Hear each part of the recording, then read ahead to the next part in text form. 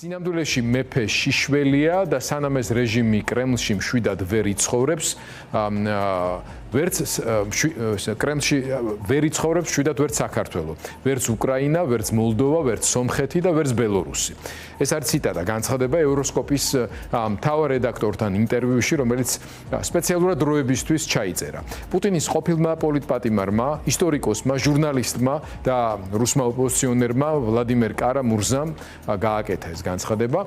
თამარ ნუცუბიძემ, ევროსკოპის მთავარმა რედაქტორმა, მის გარდა დროებისთვის ცნობილი რუსი ჟურნალისტი მარკ ფეიგინიც და ბელორუსელი ოპოზიციონერებიც ჩაწერა.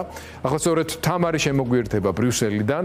მადლობა მას ჩვენთან ერთად ყოფნისთვის, ინტერვიუების მომზადებისთვის და მისგან მოვისმენთ და ვნახავთ უფრო მეც უკრაინის მიერ წარმოებული წარმატებული ოპერაციების ფონზე რუსი ოპოზიციონერების განწყობებზე და პუტინის მოკავშირე ივანიშვილის საქართველოსთან დამოკიდებულებაზე. თამარ გისმენთ.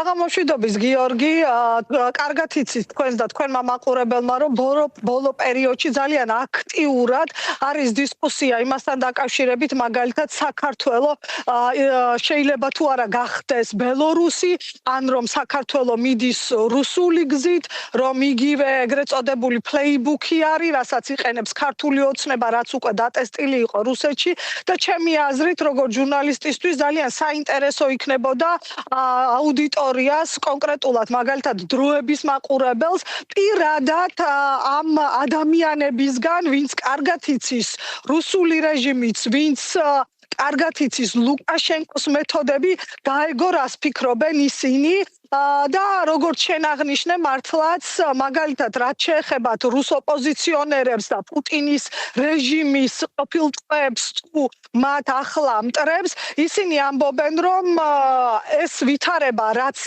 ფრონტზე არის, რაც შექმნა უკრაინამ, აძლევს ოპტიმიზმის საშუალებას და ზოგადად მათი აზრით სანამ არ მოხდება პუტინის რეჟიმის ესეთი მორყება, მანამდე რეგიონში იქნება რთული ვითარება, თუმცა ისინი იმედის თვალით შეყურებენ სწორედ იმას, რასაც დღეს უკრაინა შვება ფრონტზე, შეგვიძლია მოусმინოთ მათ, უფრო საინტერესო იქნება მათი აზრი დროების მაყურებლისთვის. ეს ყველაზე ჯიუტი პუტინისტებისა და კრემლის მომხრეებისთვისაც კი, ნათელია რომ პუტინი ამ ომში დამარცხდა. 2022-ში კრემლის პროპაგანდისტები გაყვიროდნენ კიევის სამ დღეში აღებაზე, თუმცა დღეს მოსკოვის ნავთობგადამამუშავებელი ქარხნები იწვის. დღეს პუტინის საყვარელი პეტერბურგის ეკონომიკური ფორუმი უკრაინული დრონების მიერ დაყენებული შავი კვამლის ფონზე იხსნება. დღეს წითელ მოედანზე აღლომი უნდა ჩატარდეს უკრაინის პრეზიდენტის სპეციალური განკარგულებით. ბევრი წლის განმავლობაში პუტინს სურდა თავი წარმოეჩინა ერთგვარ მაჩოდ, ძლიერ, ყოვლის შემძლე ლიდერად. შედეგად კი ყველა ხედავს, რომ ის სუსტი, შიშარა მოხუცია, რომელიც თავის ბუნკერში იმალება. დღეს მას ასეთი იმიჯი აქვს. დღეს მთელი მსოფლიო ხედავს, რომ სინამდვილეში მეფე შიშველია. სანამ ეს რეჟიმია კრემლში, მშვიდად ვერ იცხოვრებს ვერც საქართველო, ვერც უკრაინა, მოლდოვა, სომხეთი თუ ბელარუსი, ვისაც კრემლი თავისი გავლენის ორბიტაში ხედავს. მაგრამ მეორეს მხრივ არის პოზიტიური მხარეც, როგორც კი რუსეთში სერიოზული პოლიტიკური ცვლილებები დაიწყება და ამის ყველა ნიშანი შორს არაა. ეს ძალიან პოზიტიურ ცვლილებებს მოიტანს იმ ქვეყნებისთვის, რომელთაც კრემლში აქამდე პოსტსაბჭოთა ქვეყნებს ეძახიან. 2008 წელს საქართველოს საზღვრები არც ევროკავშირს და არც ნატოს არ დაურღვევია. ის პუტინის რეჟიმმა დაარღვია. გონია რომ ძალიან ნათელი უნდა იყოს საქართველოს უსაფრთხოების მთავარი საფრთხე, ისეთივე როგორც უკრაინის, სომხეთის, მოლდოვას და ევროპის. დღეს არის პუტინის დიქტატურა კრემლში და ის რეჟიმი, რომელიც ჩემი აზრით ბოლო წლებია საქართველოშია, რასაც მას დასავლელი პოლიტოლოგები უწოდებენ კლიენტის რეჟიმს, რომელსაც კრემლი აკონტროლებს, მიუხედავად იმისა, რომ მათ თავი დამოუკიდებლად მოაქვთ. საზოგადოების შიგნით ომიში სწორედაც რომ ხელისუფლება პროვოცირებს. ისინი ამბობენ ხომ არ გწუთ რაც უკრაინაშია. ამიტომ ჩვენ უნდა ვიყოთ ხელისუფლებაში, ჩვენ ვართ თქვენი უსაფრთხოების გარანტი. Я бы сказал так, что совпадут ორი два პროცესი შეიძლება დაემთხოს ერთმანეთს. ხელისუფლება შეიძლება თავად შეიღოს, თუმცა საზოგადოებას მიახოდოს, რომ საერთოდაც არ არის საქართველოს უსაფრთხოების გარანტი. საქართველოს უსაფრთხოების გარანტი სწორედაც რომ დასავლეთის მხარდაჭერა აქვს. სხვათა შორის უკრაინის სამხედრო მხარდაჭერა. სხვა ვინ დაგიჭერთ მხარს და დაგიცავთ. თუ არა უკრაინის მხრიდან პოლიტიკური მხარდაჭერა. თუ კი მოსკოვი წააგებს ომს და წააგებს და წაგების გაგება საკმაოდ ფართო დიაპაზონით შეიძლება. მიზნების ვერ მიღწევა ესეც წაგება, კიევის ვერაღება ესეც წაგება და ეს არის ქცევის მოდელი ყოფილი საბჭოთა ქვეყნებისთვის პირველ რიგში საქართველოსთვის. აი ნახეთ მოლდოვა მოვდის ევროპაში და მიუხედავად ტერიტორიული პრობლემებისა და ნესტისპირეთში მაინც კარგი შანსები აქვს.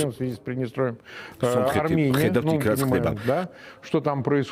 აზერბაიჯანს და სხვა ვექტორი აქვს სტამბოლის მხარეს, მაგრამ ისიც გადის მოსკოვის ჰეგემონიიდან და მხოლოდ საქართველოს რჩება, აბა სხვა ვინ კიდევ.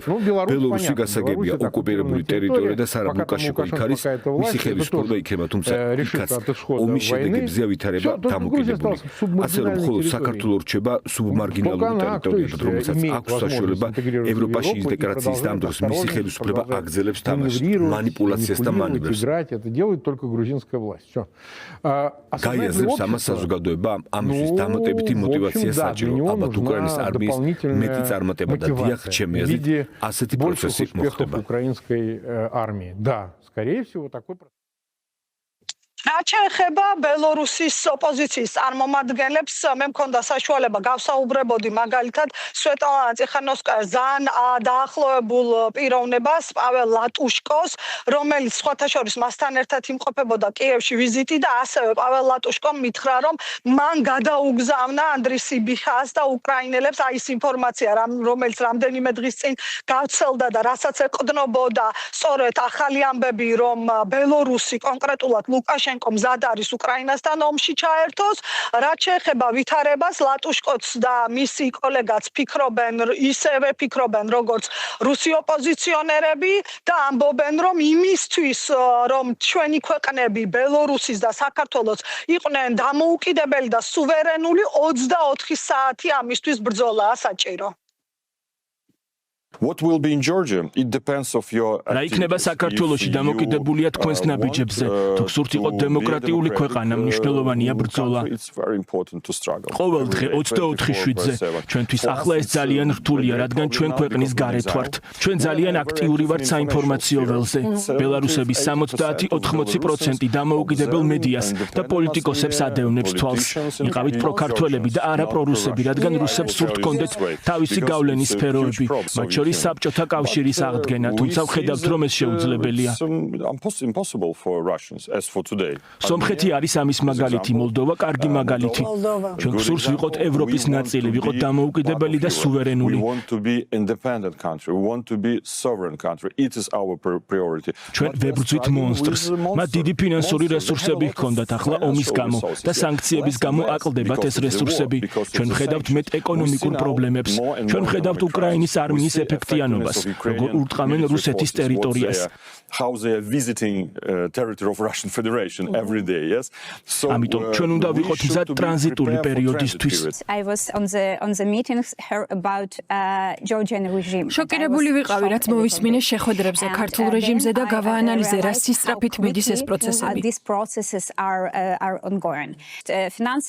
ფინანსური წნეხი არასამთავრობო სექტორზე, პოლიტიკურ პარტიებზე, პარული არჩევნები, ფალსიფიკაცია და ამ ყველაფრის შემდეგ რთულია რამის გაკეთება. რა შეგვიძლია აქედან გავაკეთოთ? ეს არის თავისუფალი მედიის შენარჩუნება, მცდელობა მხარი დავუჭიროთ NGO-ებს და პარტიებს. მოვახდინოთ არჩევნებზე დაკვირვება. ასევე მგონია მნიშვნელოვანია, რომ საქართველოს უკვე არის ევროკავშირის კანდიდატი ქვეყანა. ეს არის თქვენი გზა. სწორედ ამის ფარგლებში უნდა მოხდეს რეფორმების გატარება, რადგან ევროპული კანონმდებლობა გარანტია, რომ აღარ მოხდება დაბრუნება უკან ავტორიტარიზმში. როგორც მაყურებელმა მოისმინა და გიორგი ალბათ ჩვენც მიაქცევდი ყურადღებას, რომ როგორ საუბრობენ რუსი და ბელორუსი ოპოზიციონერები, ისინი დამარცვლით ამბობენ, რატომ ჯობია ევროპა საქართველოსთვის და არა მხოლოდ საქართველოსთვის, თქვათ იგივე რუსეთს და ასევე საუბრობენ იმაზე, რამდენად დიდი რამ გვიჭირავს ხელში, რაც არის კანდიდატის სტატუსი და რაც საქართველოს მოსახლეობას მაგალითად მიცემს იმის საყდენს და იმის საბაბს, რომ მაინც უფრო წინ წავიდეთ და არა უკან. თამარ, ამ ძალიან საინტერესო ინტერვიუებისა და შენი კომენტარების შემდეგ კიდევ ერთი თემა მინდა წამოვწიო და მოვისმინო შენი მოსაზრება, როგორც ჟურნალისტის, კომენტატორის, რომელიც ევროპულ პოლიტიკას მის სამზარეულოშივე აკვირდება, ასე ვთქვათ. საქართველოში ამ დღეებში ძალიან აქტუალურია რუსეთის მხრიდან ცხინვალის რეგიონის ანექსიის პერსპექტივა. აღარ ჩამოვთვლი გადაწყვეტილებებს, რომელიც იქნა მიღებული 9 მაისიდან მოყოლებული ბოლო 1 თვის განმავლობაში რუსეთის ფედერაციის პრეზიდენტის პუტინის მიერ. სამწუხაროდ საქართველოს ხელისუფლება რბილად რო თქვა ძალიან პასიურობს ამ მიმართულებით.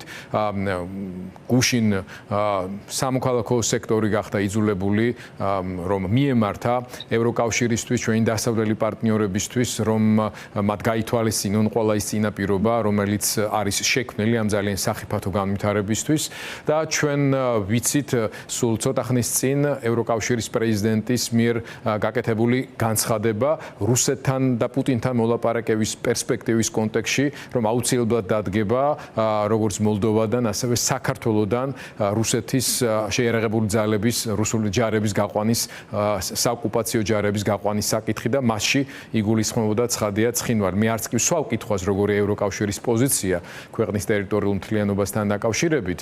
ამაზე რა შეგიძლია გითხრა და აქვე ურსულა ფონ დერ ლაიენი მომავალ კვირას ჩამოდის სამხრეთ კავკასიაში და სამწუხაროდ არა საქართველოში, ჯერ ბაქოში, შემდეგ უკვე ერევანში და ამ სამხრეთ კავკასიურ ტურნეში, როგორც ჩანს, კვლავ გამოტოვებული არის საქართველო. ამაზე რა შეგიძლია რო გითხრა?